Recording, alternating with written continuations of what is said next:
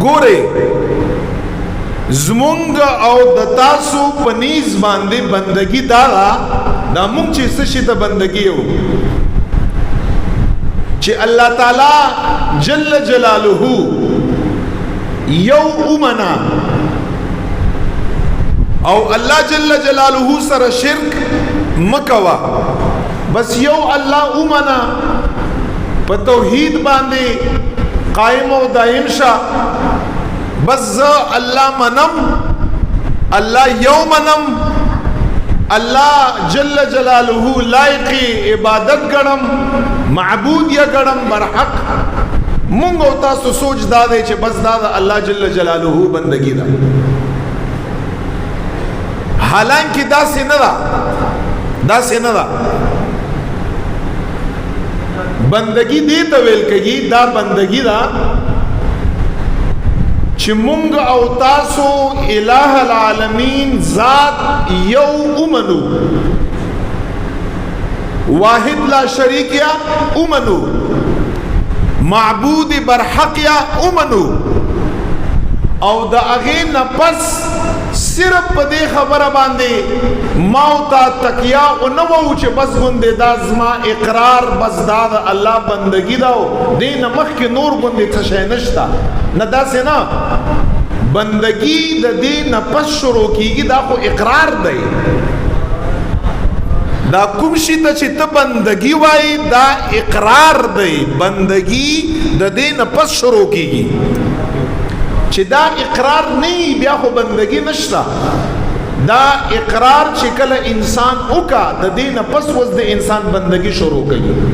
او هغه څه شی دی هغه دا دی چې د خدای پاک جل جلاله چې څومره اوامر دي اوامر حکمونه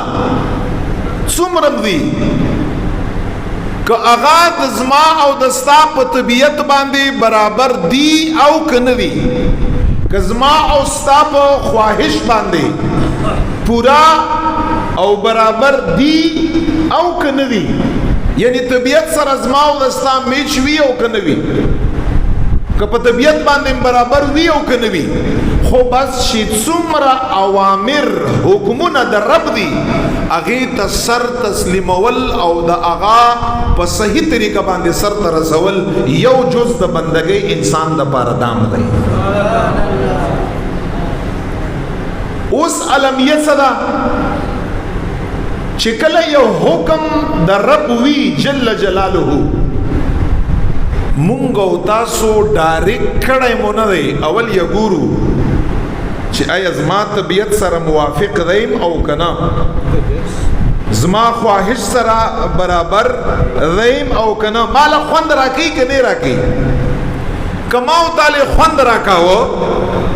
صفا خبره هم داسی یو مونږ او تاسو ټول خوند راکاو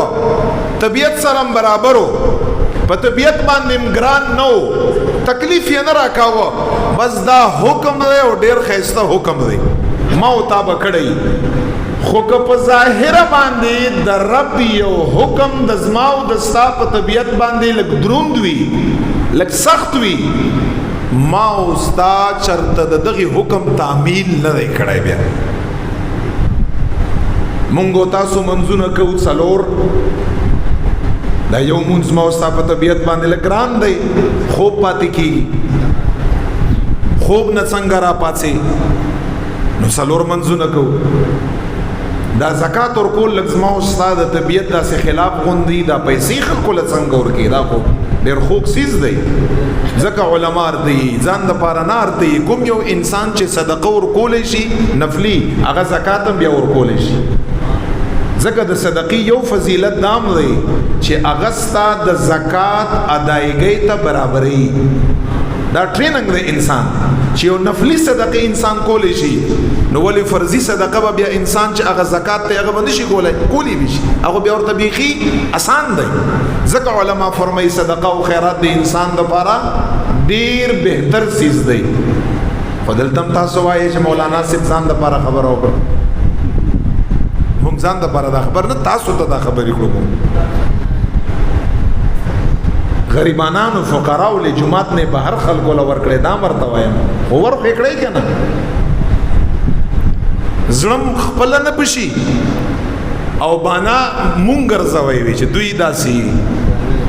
مونږ خپل ځان نه ارته ویل الحمدلله خدای مونږ هم نور خلکو بار ورکړې والا خدای دې مونږ هم جوړ کړ او ډېر نبی رسول الله فرمایي دا بر لاس ډېر بهتر دی بر لاس د دې ته ویل کېږي ورکړې والا لاس دا ډېر بهتر لاس دی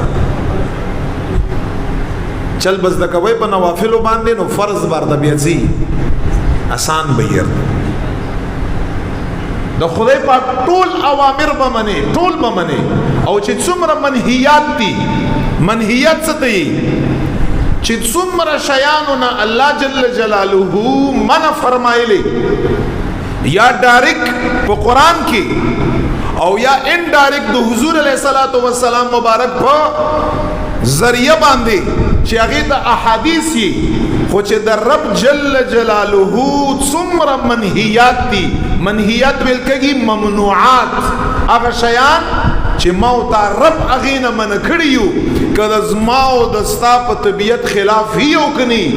که په طبیعت هم برابر وي او که نه خو چې رب منع کړي